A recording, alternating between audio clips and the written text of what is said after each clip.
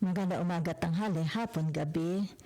Sa zodiac sign na Capricorn, Lola Baby, nagpapakilala isa lang pong like, subscribes, and share.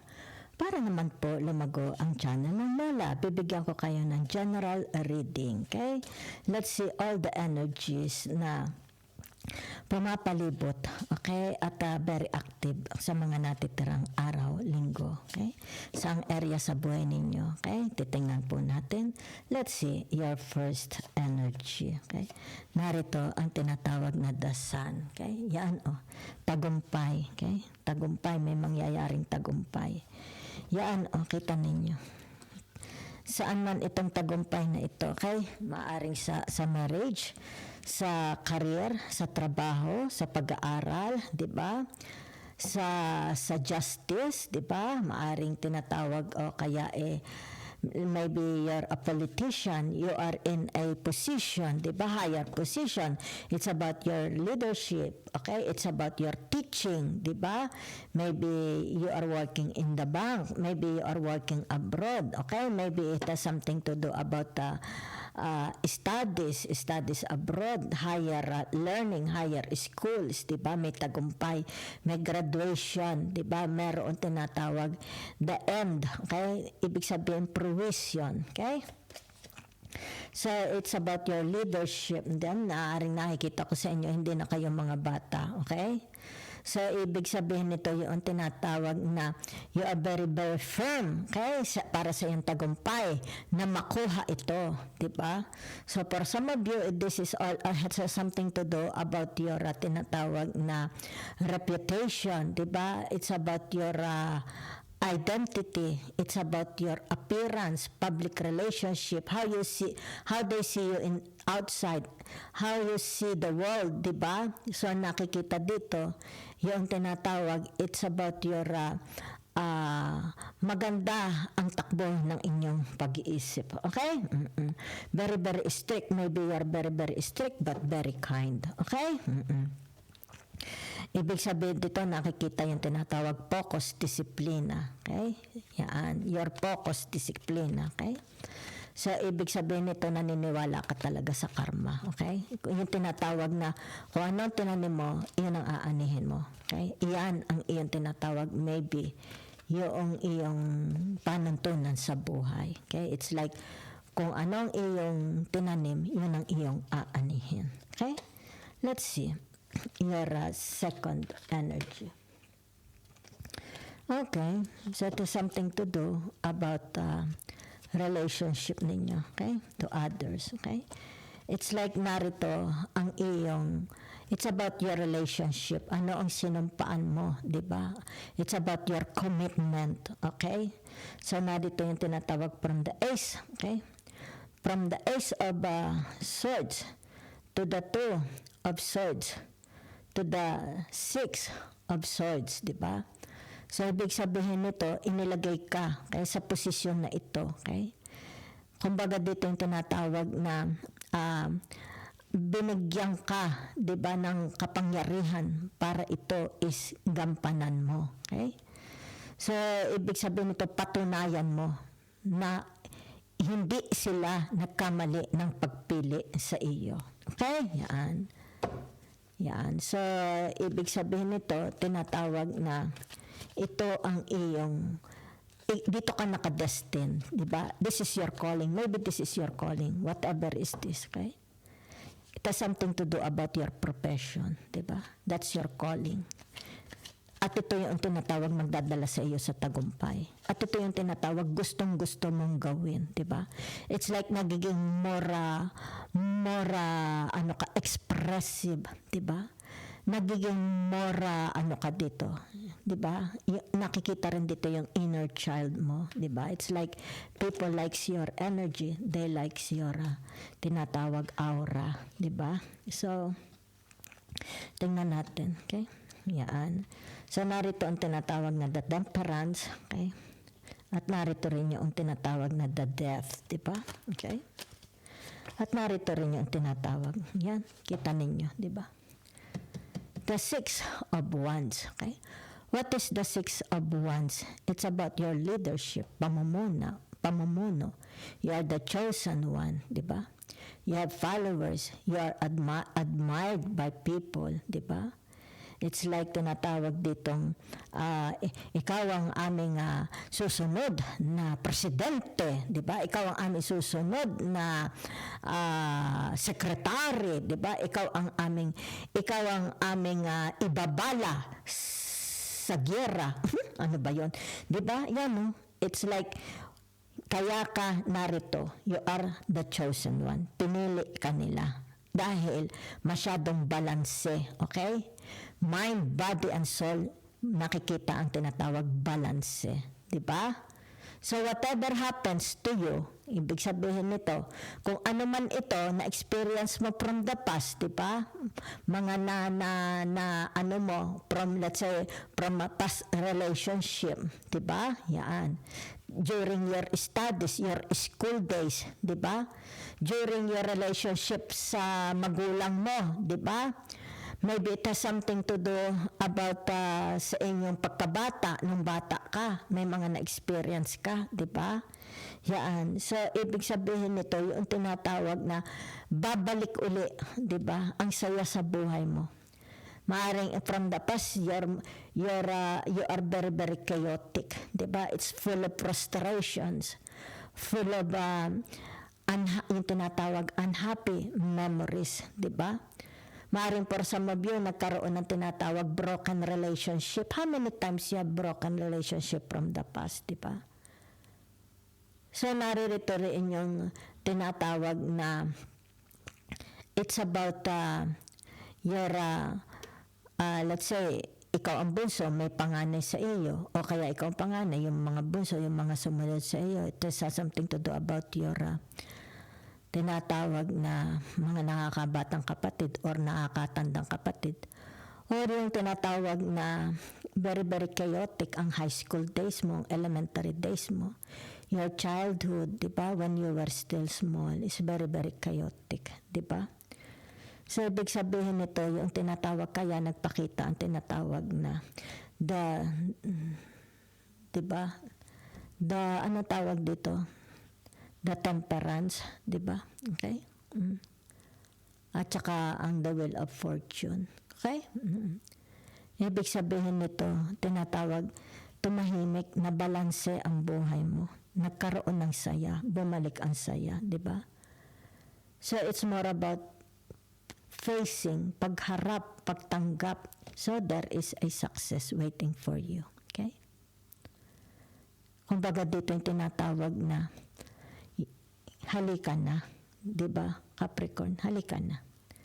Dito, 'di ba? Tanggapin mo ang success, 'di ba? Yan, no? It's like be more creative, okay?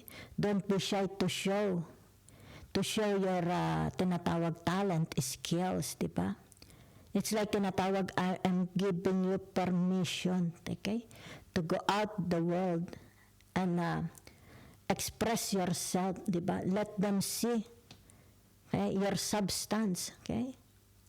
Okay, kaya dito nakikita, di ba? Bakit maamo ang tao sa inyo? Di ba?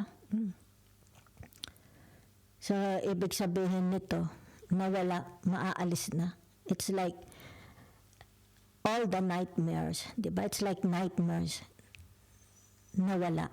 Okay? Napawi, na set aside, 'di ba? Nagkaroon ng tinatawag na barriers para sa iyong tinatawag. It's like this is a new life, a rebirth, 'di ba? Magkakaroon ka ng rebirth, 'di ba? After the storm comes the rebirth. After the storm comes the sunshine. Okay? Let's see. Yan, ha. So may mga bagay sa mga buhay nyo, 'di ba? Ayaw mong makita. Mga pangit, 'di ba? Yan. Na it's like tinatawag, nakakagalit, nakaka-disappoint, nakakalungkot, ayaw mo itong makita. 'Di ba? Yan. So, ibig sabihin nito yung tinatawag, you want to free yourself, di ba? You want to see the other side of the world, okay? You want to explore, adventure, where the green grass is, di ba? I want a new place, a new surroundings, a new environment, okay? Yan, kumbaga dito, ayoko dito, di ba? I want to fly like a bird, okay? So, ibig sabihin, kasi tinatawag na narito, maraming losses sa buhay mo. Okay? It's like tinatawag, hindi ako makamove on sapagkat sa gabal ito sa akin. Diba? Kahit takpan ko pa ang mata ko, kahit uminom pa ako ng maraming alak, diba? Nakikita at nakikita ko pa rin. Diba? Hindi ako makamove on. Kahit meron pa doong tinatawag na 2 cups para ito is makalimutan ko. Diba? Pero bakit? Kumbaga dito, bakit dito ako nakatali? Bakit ito narito, di ba? Kailan ito mawawala? Okay? So that's it. Kaya dito nakikita, you want to fly like a free bird, okay? Sukang-suka ka na, di ba? Kumbaga gabi-gabi alam na lang ako ng sleeping pills para ito is mawala. Pero kinabukasan narito na uli ako, 'di ba? Oo. Bakit kailangan ko ito ma-experience, 'di ba? Very very tumultuous. Bakit kailangan ko itong pagdusahan, 'di ba? Bakit kailangan ko itong maranasan? Bakit kailangan ko itong makita? So ibig sabihin nito, diba? If you give yourself a permission to live, then this is what happened, diba? It's like I can create my happiness, diba? Let me create my own happiness, okay? Let me be a child one more time, be a child again, diba? To be born, to be rebirthed, diba? Share my happiness to others, diba? Yan. Ano yung tinatawag, ilalabas ko ang aking creativity, ang aking gifts, talents, di ba? So, yan ha. It's like dito, nakikita dito, okay? Payapa na ang buhay mo.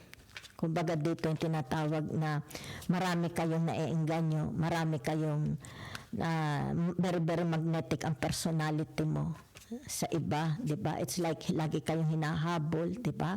Mahal na mahal kayo. Lagi kayong pinapraise, di ba? Yan. So, for some of you here, whatever is this, di ba? Ibig sabihin nito, kaya mong panindigan, di ba? Whatever itong offer na ito sa inyo, nakikita dito, your maturity. It's about your commitments, di ba? Yan.